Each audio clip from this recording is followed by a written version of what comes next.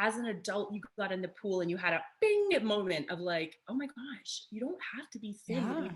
to be, you know, capable and strong. Mm-hmm. And that might seem like, now that we're in this like really woke, you know, time where everyone like wants to prove that they are not a bad person, there can be a little bit of the shame there, like, shoot, I actually believed that until like 2 years ago or whatever it is, you know? Right. But like, imagine that your kids do too. Yeah. So you have to show them, you have to make up for the lack of representation by over representing, Mm. overdoing it on making them realize just how diverse bodies really are.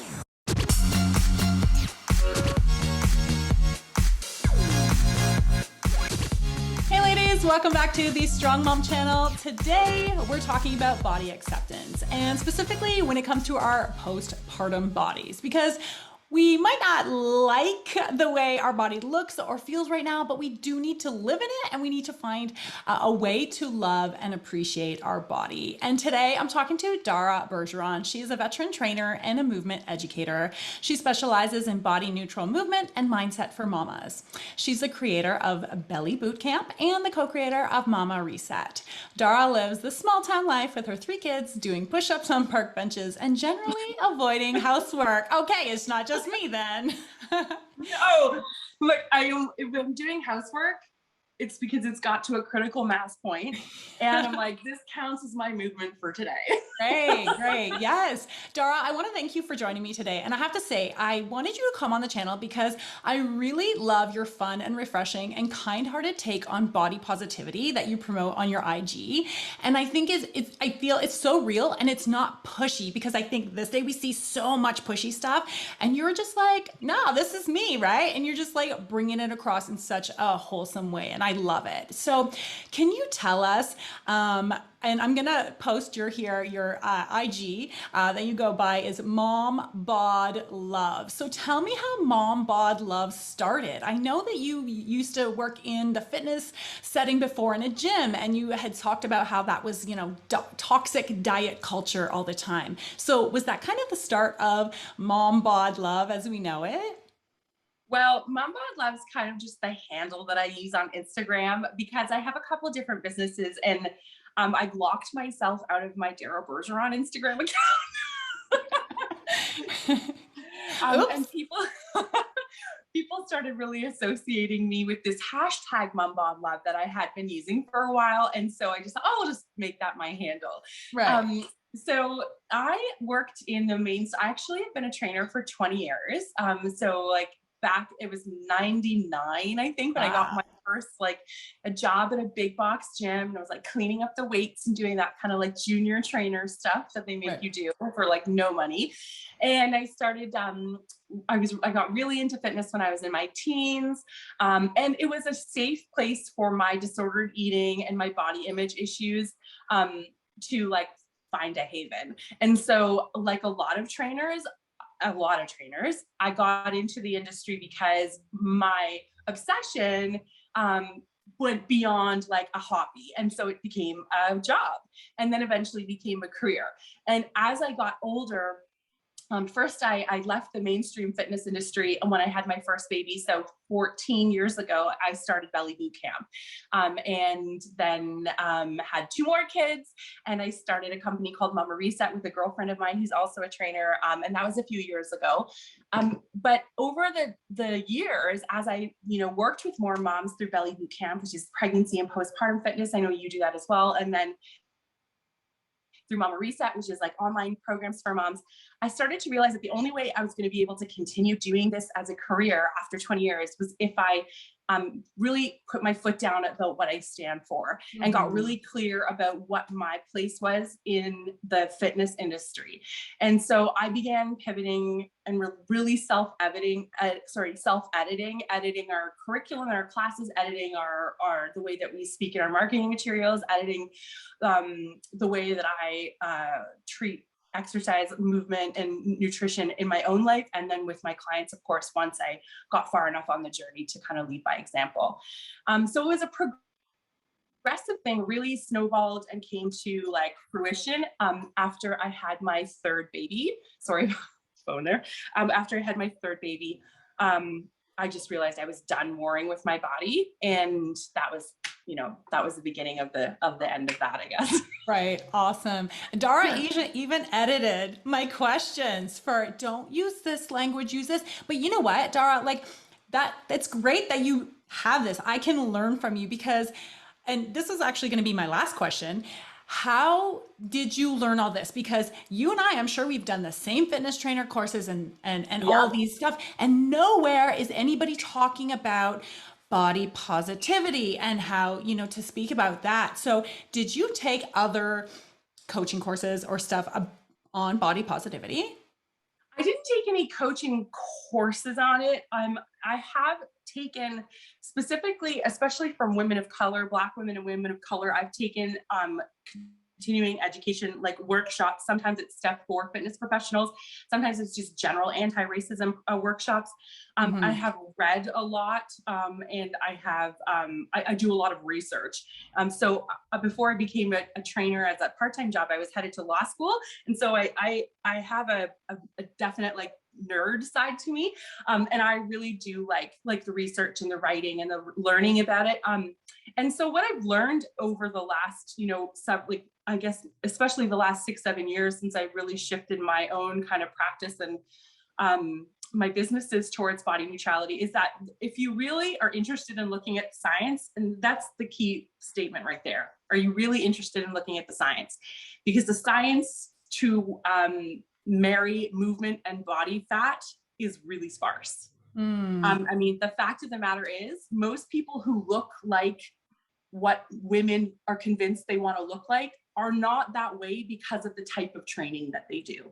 They are that way because of the way that they control nutrition and other hormonal variables, and because they are either predisposed to look that way or they're using a level of control or a level of input that most people are not capable of or really actually interested in if they understand what the science is. And so as long as we keep pretending that everyone who's thin is just doing this program, and if you just do this program, you're going to look like them, what we do is we dumb it down for women.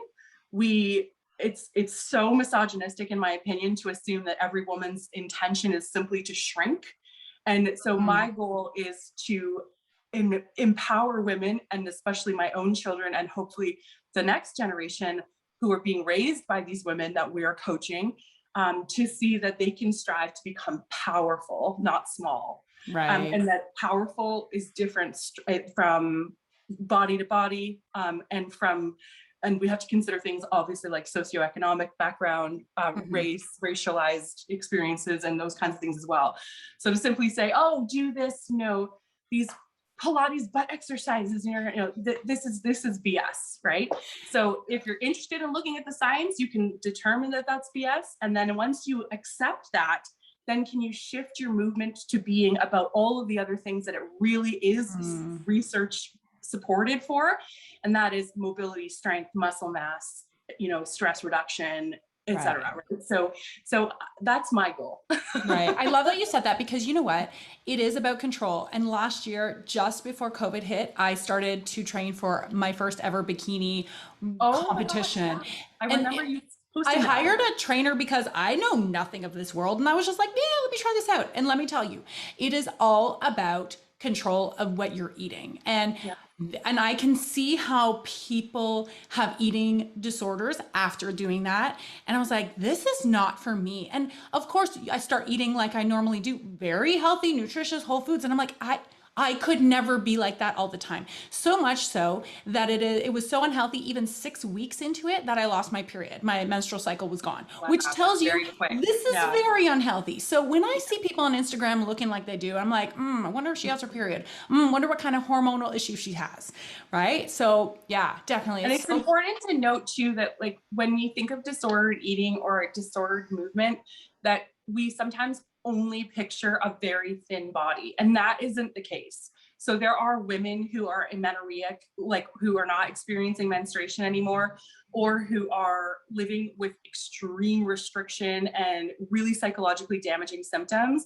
and are physically ill but don't look like a skinny person. So if someone's listening to this and thinking, oh, well, it doesn't matter for me, it does. I mean, those the damage that's being done psychologically and physically is not just in reducing your body fat to a dangerous level. It's psychologically extremely dangerous to be living with that kind of restriction, and going down that rabbit hole of disordered eating. And then from a physical perspective, there is, we like, again, research, that is not the way to treat your body. And those competitors, if you've been in the mainstream fitness industry, especially back in the bodybuilding days of the late 90s and the early aughts, those competitors are not well. They are not well. No. They are not well during the competition season, and they're not well during the off season either. Their bodies fluctuate wildly. Yeah. And we know now that the most dangerous thing you can do is not be fat or be thin, but be fat, thin, and going up and down all the time. Yeah. So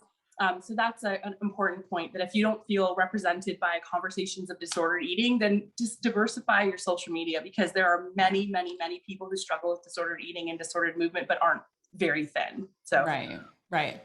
Unfortunately, many moms come to me and they want me to train them because they thought that their body would bounce back. And then they realize, oh my gosh, that's not happening, because we know that is a lie. And they're disappointed because of everything that they heard or saw was just total BS. So I love that you talk about feeling good in your body, feeling strong and supported, instead of using all those words, like you said, slim and skinny and all those other kind of like aesthetic adjectives out there. So what are some of the first steps that you get your clients to do if and when they come to you with this kind of disappointment that they, didn't bounce back and that they think they're fat? And I'm sure you've heard of all these things before. Like, how do you talk them off that, self-deprecation ledge, so to speak? So typically when a client comes to work with us, they're choosing us or me because they want that neutral approach. They're probably more likely to go to a trainer who has, like, six-pack ab pictures or whatever, if that's what the kind of approach they're looking for. Right. So I'd have to say, honestly, they're probably pre-qualified when they get to me. And most of them are not coming to me asking me for fat loss anymore. They used to, but since I've been more staunch about what kind of training I do, I don't get those kinds of questions. But on social media, I do. And so I would say that there are some very definite steps that need to be taken if you want to change your relationship with your body. And if you are interested in feeling better about your body, that's the first step. And I think what needs to happen is a really holistic approach to how you think of your body. And if the only way you can think of your body is as a tool to attract men, or a tool to demonstrate to the world how successful you are and how good you are at controlling yourself, and those are the only options as women outside of childbearing that we're given. Our goals must be to appear attractive and to appear successful. And those two things for women are one and the same, of course. So there is only success if you're attractive. So I think it's really important to examine your life in a more holistic sense. What are you doing to support your personhood outside of exercise and nutrition? When's the last time you read a book? Do you get to see your friends? Do you ever go out in nature? Are you super overworked? Are you in an unhealthy relationship with your partner? There's often relationship stuff involved in this, I think. Did you ditch a great hobby or two that you used to have in your 20s, and once you had kids, all of a sudden, you weren't able to make the time for that in early postpartum, and so it's just fallen by the wayside. And I think what happens is that we become defined only by our appearance and our motherhood, and that's ravaging for self-esteem. And so I really think that, well, maybe what they're expecting is just do this, you know what I mean, or just read this book. It's really not that simple. And I think it involves being willing to look at your life and how well is it really nourishing you and supporting you. Sometimes when we start to add back in things like hobbies, outdoor time with friends, we naturally start to do things like binge less, drink less alcohol, you know what I mean, sit in front of the TV less. And we tend to do sort of like health supporting behaviors when we're more mentally healthy. Right. The other side of it, I would say, because I understand that doesn't give you a lot of actionable steps, but the other side of it, I would say, is to recognize that whenever you want any kind of change in your life, and as a coach, you know this, Denise, that it is not a passive process. And so wanting to feel differently about your body or wanting to have a less negative relationship with your body doesn't come from wanting it. It comes from unfollowing accounts that make you feel badly. It comes from stopping, not hanging out with people who you can't help but compare yourself to. It comes from telling your mom or your aunt or your husband to stop commenting on your body. It comes from ditching your women's magazine subscriptions. It comes from, reducing your reality TV consumption. It comes from getting outside more. It comes from exploring movement. And often I think also comes from taking an absolute break from movement and exercise and dieting entirely, to just live in your body, which is very frightening sometimes, but just to live in your body and see what happens. Because for most women who are not doing an extreme amount of exercise, maybe they may be dieting or restricting food, but let's take it from the movement perspective, because neither of us are RDs. So from a movement side, if someone has been obsessed with the way their body looks, maybe they've been exercising 3-4 days a week, right? What happens if they stop exercising for a few weeks or a few months? Nothing. You get stiff, but movement doesn't make your body look a certain way unless it's at a really high critical mass point, done in a specific way with specific inputs. And really over time, we might have change, of course, over several years. But what that break can do is it's almost like exposure therapy in cognitive behavioral therapy. It's like, or if you had a phobia, it's like, let's see what happens. What if you just don't exercise for a month? What happens? Does the world come crashing down? Do you get fired? Does your husband leave you? You know what I mean? No, of course. Do you feel out of breath going up the stairs? Yeah. Do you feel maybe a little schlumpy? Do your clothes get a tiny bit tight? Maybe. I don't know. Maybe they don't. Maybe it's the opposite. But I think part of it is just starting to test out those narratives that you've been told, read the science, follow people on social media who actually know what they're talking about, and follow other bodies who look like yours. Follow other women who are plus size, mid size, fat, whatever you would identify as being your shape, who are active, but also shaped like you. You know what I mean? And I think there are some really actionable steps that need to be taken, and then some time allowed for those steps to take place.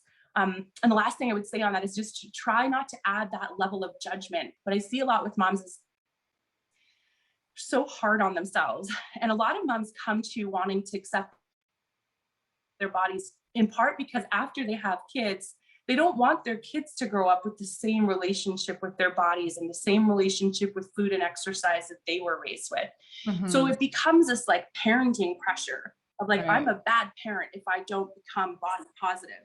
I don't even strive toward body positivity. First of all, that's a movement of women of color and fat bodies that doesn't belong to you and me.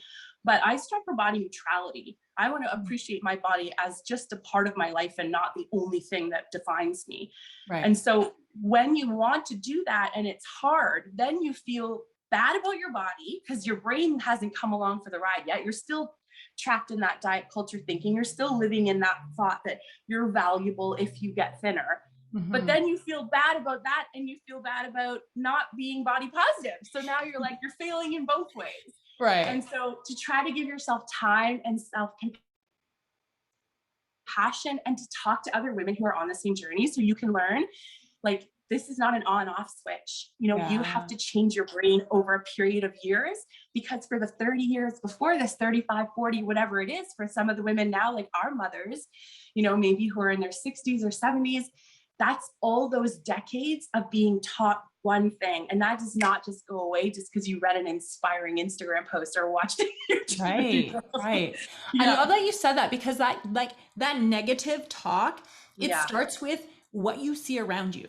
Like you said, are you competing with your friends? What are you reading? Okay, I don't read a lot these days, but it's on social media. And I said to my husband, I will not let my daughter, who's 8 right now, I will not let her have Instagram, because can you imagine what she's seeing? And I know what my clients are seeing. Oh, I wish I had this body. Oh, I wish this, right?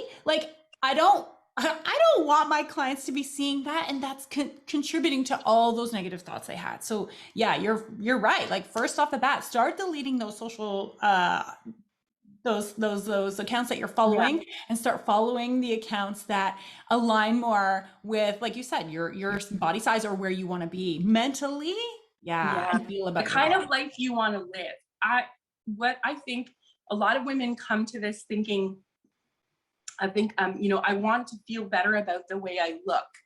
But in my experience, what makes the most difference is feeling better about the way you live. And Mm, so what we can confuse is I may be struggling, for example, I like to use the term parenting myself instead of self-care, because I think self-care gets a little loaded, like it's got to be all like spa trips. Whereas parenting myself, I can see parenting myself as being like a combination of, it could be a fun day at the zoo one day, but the next day it's like you got to go to bed on time and brush your teeth, right? right. so Yeah. so I think parenting myself helps me to frame it. It doesn't mean because I want to be neutral towards my body that I have no standards. It doesn't mean I don't impose any structure, that I don't Right. try to eat vegetables, that I don't try to drink water. That's not what body neutrality means. But I think that sometimes we can only imagine, we've been conditioned as women just to put so much import on our physical appearance. And so Mhm. we don't look at all of the other things that affect our well-being. And I truly believe that when women really do find a place of peace, it's because their lives are full. Yeah. Because you realize, wow, like, okay, so what? So I have to buy a larger size than I wore a decade ago. Like, great. In another 10 years, I'll probably buy another larger size. Yeah. And the truth is, though, but here I am going to the zoo with my kids, going for a hike with my friend, going out on a date with my husband. I'm writing a blog. I'm taking an online course, and you have this life, and all of those things become so much more important at a certain Mhm. point when you get there than whether your belly hangs out over the top of your Yeah. pants, Right. right? Yeah. Yeah. So true. So true. Sorry, All right. guys. So, Dara, you have three kids, age 7, 11, and 14. Can you tell us some ways that you make sure that you talk about your body around them? And I want to point out, this is not just for girl moms. This is for moms who have boys too, because it's so important about what they think. So, and for that, like, I do not have a scale in my house because where that will lead. So we don't have that. So what are some things that you say, you talk about your body, or some things that you make sure you don't do in your home? Yes. Okay. Such a good question. And I just want to say first that I know we were talking about like the guilt of not being good enough at body positivity or good enough at body neutrality. And, there was a time in my parenting where I did a sort of, live in that kind of dieting, body judging world, and for sure would have used dialogue with my kids at that point that I would never use now. But let's just have some compassion for ourselves and remember too that they're going to be more aware of what you're doing now, what you're Mm, doing recently. So if you can just stop anything that you identify as harmful for yourself and for them and replace it with a healthier behavior, that's what they're going to carry with them going forward. So try not to beat yourself up about the time that you went off gluten for a year or whatever it is. So I tried this diet, this diet, this diet, this. oh my Right. God, totally. My kids were like paleo for a solid like 5 years. Okay, so they're very glad to have bread back. Okay, Yeah. so the first thing I do that's a little bit weird is that I show them the way my body looks. I don't hide. Even when I feel self-conscious, because as I said, this is a journey. I'm not like level 100. I never think anything negative about my body. But I do my best to show my body. If I get out of the shower and they're in the bathroom, I get out of the shower. If I need to get from the bedroom to the bathroom naked, I do it. If I'm changing clothes and they walk in, I keep changing. And I just try to reduce the shame-based reactions around the body that maybe we grew up with in our generation. And just Hmm. try to be, again, we're coming back to that concept of neutrality. It is not about placing judgment. It just is. And so when my little kids, like I remember writing a blog that that a lot of people really, really could respond to, that I think I called it, "My daughter calls me fat and here's why I don't correct her." Yes. Yes. I remember that one. I do. A few years ago now. And what I realized is that if she says, "Oh, you have a fat belly," "Oh, thank you. I like your belly too." As soon as I react to them seeing me, or react to them commenting, or react to them saying I'm soft, or whatever um, their judgments are of my body, which are not coming from a loaded place Right. necessarily, but coming from an observation place, I just don't react. I Mm-hmm. just say, thanks. Right. I like your belly too. Right. And so the most important thing I think is trying to remove the reactions. So, Mm. and that does take self-editing. So again, we're coming back to this is deliberate work. So do you feel great about the way your belly looks? Maybe not. I mean, for me, my belly is the most loaded part. I don't carry a lot of body fat on my limbs. We are like the apple-shaped genetic train. Right. So I've always been self-conscious of my abdominal fat. And so that in particular, that area, like letting them see that, touch that, rest their head on that, and it just being a part of who I am with no comment, no judgment is the Mm-hmm. most successful way for me. Now, it might be different for someone else. Maybe you're not a naked family. If you're, that's We're a fine. naked family. I want to tell you what I did because this came. It's summer in bikinis and stuff, and my daughter said, "Oh, mommy, your belly!" Like she touched my belly, and she's like, "That's your belly. I can squish it like this." I'm like, "Yeah." And do you know what's in there? Do you know why my belly looks like this? I ate food today, and our bellies have our organs and all these things. They're like, "Oh, okay." And I touch her belly. Your belly has the organs in it too. Yes. And she pointed out, and when I get tanned, you can really see my stretch marks on my Yeah. thighs. Oh, what are these? And I said, these are my stretch marks that I got either from you when I was pregnant with you or your brother. And look, daddy has stretch marks here because when he was a teen and Teenager. growing, Exactly. right? He had stretch marks too. So we point these things out. Oh, okay. Right? And I think when we have really little kids, like they're in that verbal diarrhea thing, and when if you are early in your journey and your daughter calls you fat, that can be a emotionally really hard thing to deal with, because maybe you are still thinking that fat is bad, and so I must remove my identity from this word fat, in whatever means possible. But those words can be neutral, and we really want to just follow what the fat activists have re-embraced the term fat. So do we need to edit that out of our family dialogue? Probably not. You know what I mean? It's a That's a good descriptor. one. If my cat gets fat, is that a judgment against my cat? Or Right. if this pillow is fatter than that pillow, it can just be a descriptor. So I think that word in particular is really loaded for a lot of women, but not reacting to that word, and understanding that if someone is described as fat, it's just a description that they've chosen to use for themselves, right? So there's a nuance around like using fat as a slur. That's a totally Right. different thing, right? Yes. A couple of other things that have been really important for me with my kids, is that I've removed women's magazines and those kinds of inputs from the home so they don't stumble. Yeah, there was a period where I still had several subscriptions going. So that's taking that kind of stuff out, as well as like when they were younger, especially, we didn't watch a lot of like network TV. Now it's the age of Netflix. I'm old, so like that's probably a non-issue for most people. But I do find a lot of kind of mainstream teen drama, teen shows, reality TV, etc., has some really, really toxic and Mm. problematic in other ways as well, but some Right. really kind of toxic themes and language. So I'd watch out for that, and kind of what are they accessing on social media, especially if you have kids who are, reaching the social media Hmm. age, tweenhood and tweendom. And really just starting to question things, as I would say, is the other thing. So when they would say something like, and you mentioned about boys, it was actually my son who first ever expressed any body image issues. And I had been expecting it from my daughters, but not from him, but it was him. So when they express something like, let's say, for example, they said, oh, she looks really fit, because she's lean, let's say. So, Right. we don't have to say, well, blah, blah, but we can say, oh, why do you think she looks fit? What does fit mean? What do you think Hmm. fit means? You know what I Yeah. mean? What about that? Oh, look at that. And maybe you take chances to point out bodies that look different doing powerful fit things too. Like, Right. so if there's like a woman, maybe there's a woman running down the sidewalk and she's not thin, I might take the chance to say, look at that lady out running. Great. You know what I mean? Or just something, you're just drawing their attention to the fact that there is more diversity than they've been led to believe based on pop culture to this point. And Right. the last thing I think I'll say in that is that I know if you have little kids, it's really hard to imagine not having little kids anymore. But stretch marks, weight gain, body comparison, periods, breasts, body hair, body odor, acne, all of those things start pretty young.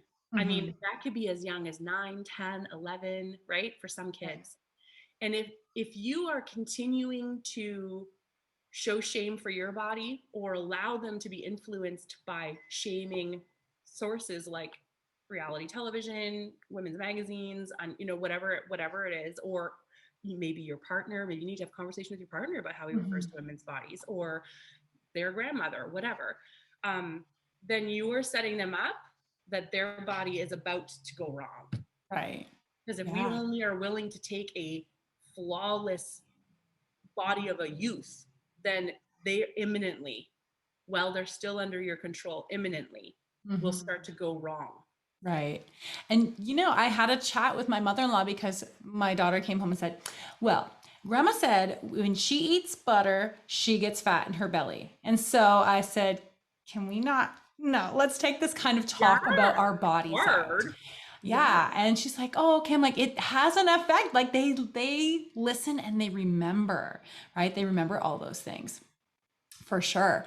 Exactly. And okay, so going back to the fat word, like I remember my daughter came home and said, "Oh, pointed somebody out that person's fat," or maybe talked about somebody. And for me, I was like, we don't use that word. It's not kind, blah, blah, blah. So you're Yeah. saying like that's an okay description as long as we're not using it as in like a hurtful talking to somebody, like hurtful towards somebody.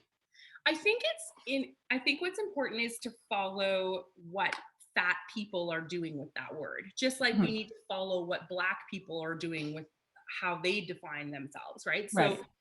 So as someone who is, I'm not very fat, but I am, let's say, mid-size, plus size, whatever you would call that. I mean, Okay. it's really important for me to make sure that I'm supporting those who are identifying as fat, very fat. You know what I mean? Those who are Mhm. really misrepresented or underrepresented, not represented at all in our culture. Right. And so because I am not a very fat person, I don't use the term fat on a really casual basis. Do you know what I Okay. mean? Yeah. But what we can do is we can change the way our kids see that term. So when they go, "Oh, she's fat," whoa. So what? Why are you saying that? Hmm. What is it about that? Why do you need to tell me that person's fat? Are you going to tell me that person's thin? Are you going Right. to tell me that person's tall? Right. So we need to stop and we need to question them, and we need to constantly poke. If you're someone like me who likes, you know what I mean, I like to really challenge these things. And so I poke and say, and they'll learn pretty quick, oh, mom's not here for commenting on people's fatness, Right. and they'll stop talking about it. Right. And you can teach them by using the term fat that it is a neutral descriptor. So Hmm. you may describe your places of fat on your body, because fat is just a thing that we all have. Yeah. So when they say, "Oh, your belly's squishy," oh yeah, that's my fat, Right. right? Yeah. Yeah. Or why look, that lady has to use a special seatbelt. Oh yes, because they don't make the seats big enough for all sizes of bodies. So isn't it Hmm. sad that fat people have to get us, we can put that term in there Right. that's neutral. The Right. point is not that they're fat. The point is that we all have fat, and those who have more fat are underprivileged and underrepresented. So Yeah. And the that's first, how I would look at it. right. And the first time my daughter actually used that word, I said, "What does that mean?" I Yeah. just pretended I didn't even, what does Hear that it, even mean? And she was right? like, "I don't know." So she clearly picked that up from somewhere else. And kids, kids Totally. say things and they have no They, idea what it means. and they do. And you're not going to control every input in their lives, but you Yeah. are the most important input in their lives. So Yeah. if you are raising a child who is fat, or a child who will grow to be a fat adult, how awful to think that you would put in their brains from the very beginning that in their essence, they were wrong. Yeah. In their Yeah. very being, they were wrong. Hmm. Or that they were the kind of body that should be pointed out for their wrongness. So Right. she's fat is very different from, um, fat as a adjective, right? Or Right. as a Right. body part, let's say. Yeah. And many years before I even started working out in a gym. Well, I worked in a gym before, and then I started swimming, and I started swimming just for just change up my routine. And I think when I started swimming, I realized that it wasn't all about becoming slim and stuff. There was all types of body shapes and ages in the pool. And some Yeah. of these people were much older than me and swimming much faster than me. And that was kind of like the first really eye-opening thing for me that, man, these people are strong. They are not like typically slim, but they are strong and they are fast, right? So I think, yeah, getting your children out and maybe experiencing different sports and different things that, right, they Mhm. can see all different shapes and Yeah, sizes. show them shot putters, Yeah.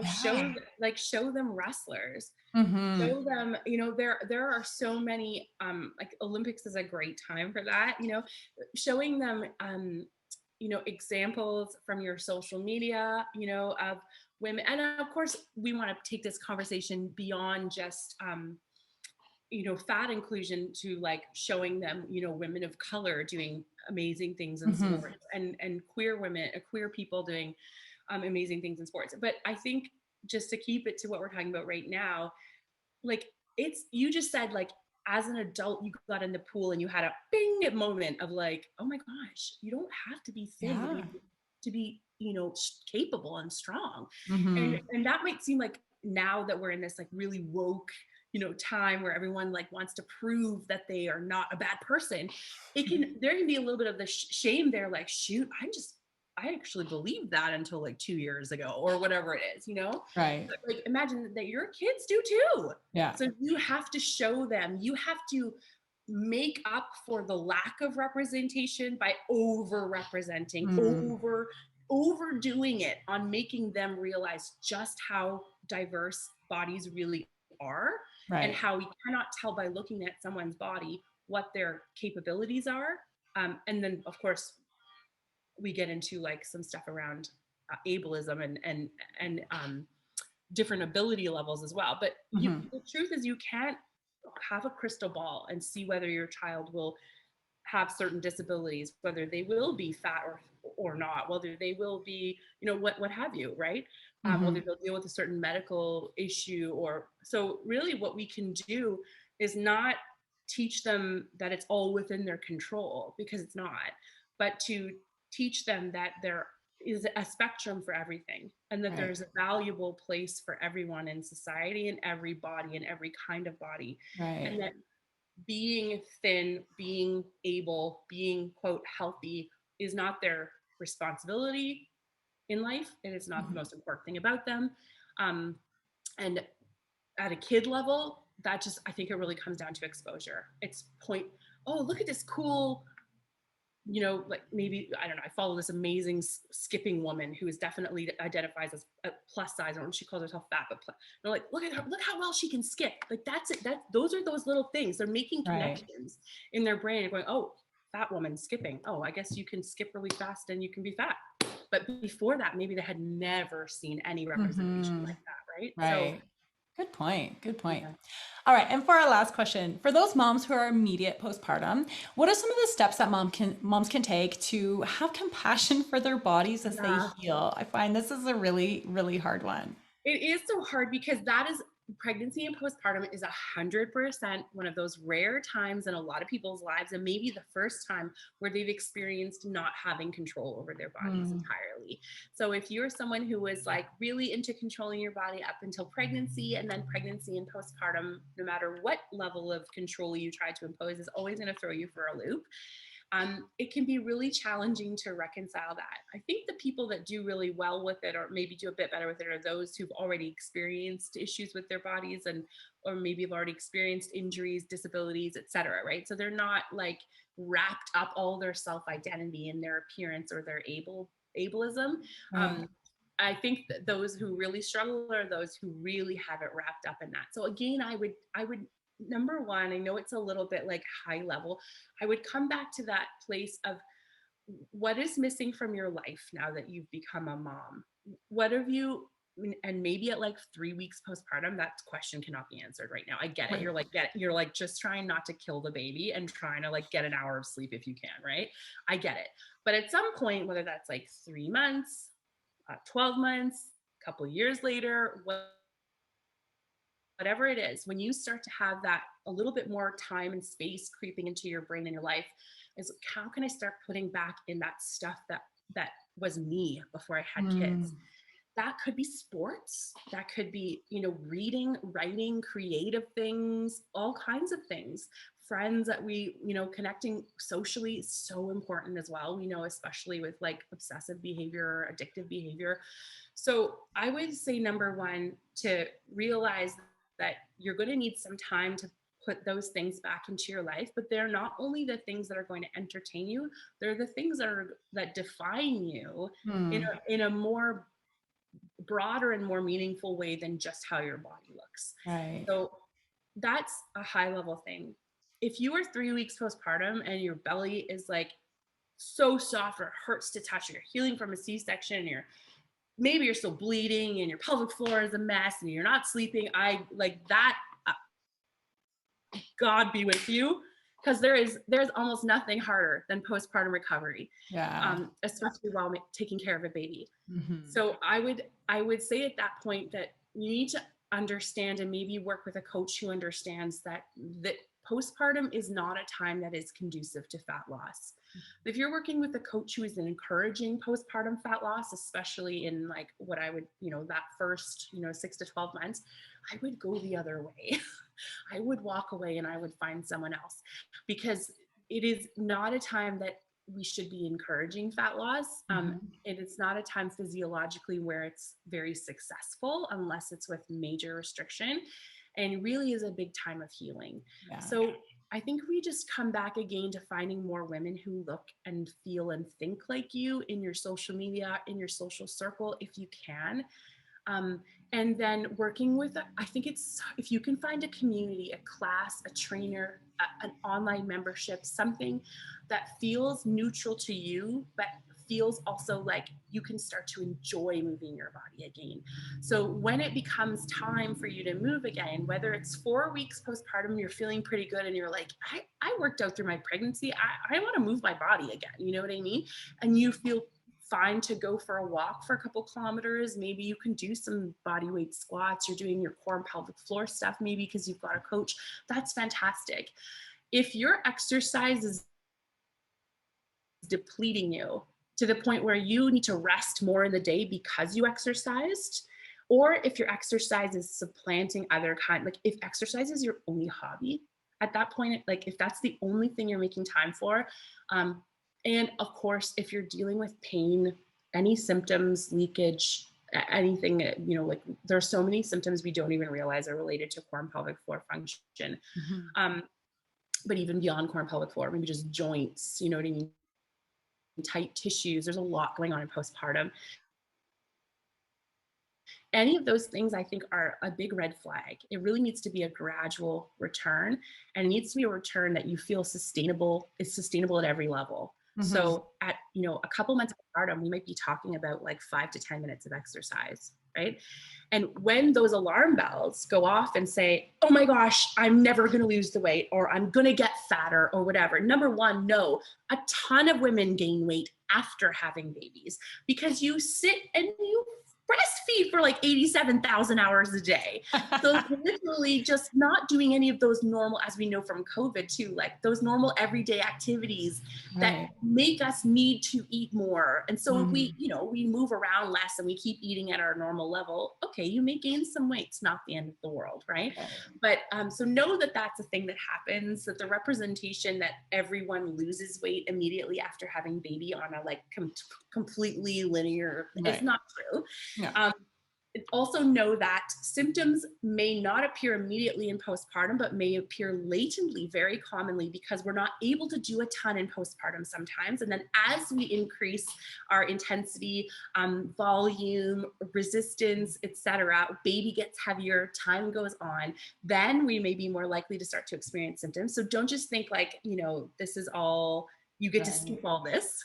Yeah. And then the last thing I think that I would say is just to remember that you are, I've lost my train of thought.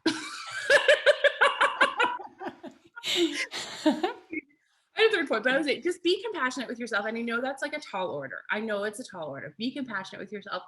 Look at adding not just exercise, but other aspects of your personhood back into your life in postpartum as soon as you can with support. Take help. If you take every bit, wouldn't you take more help if you could go back? I do not know a single woman who would not go back and take more help. Ask for more help. Exactly.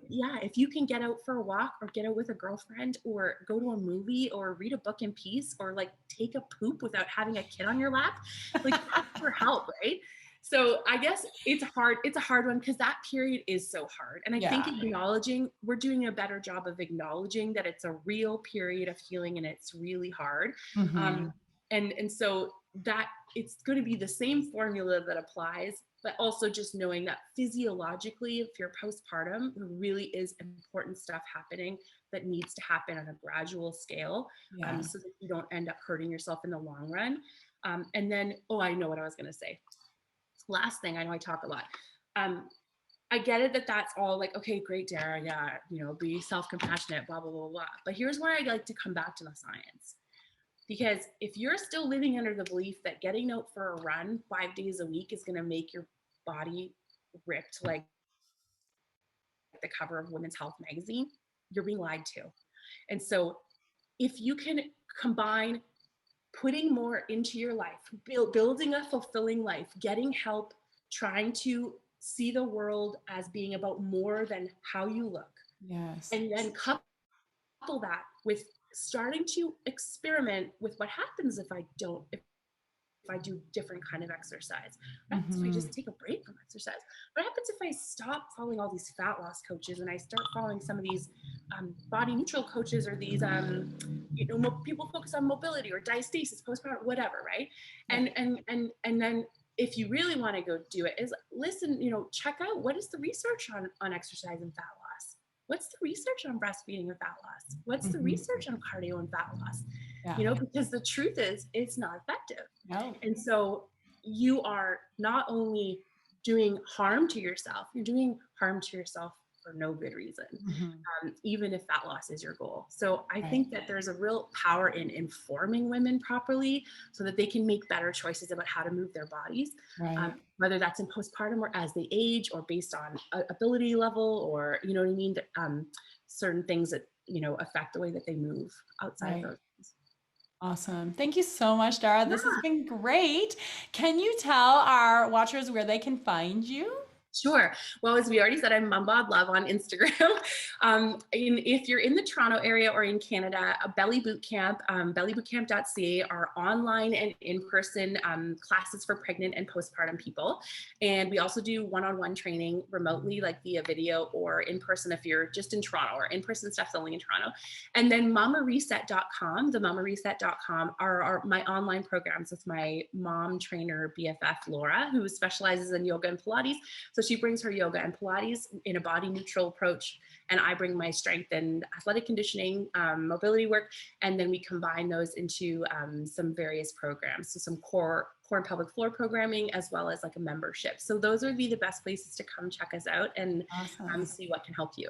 Awesome. And I'll put the links down below. So thank you so much. It's been great. Nice talking to you. Thank you.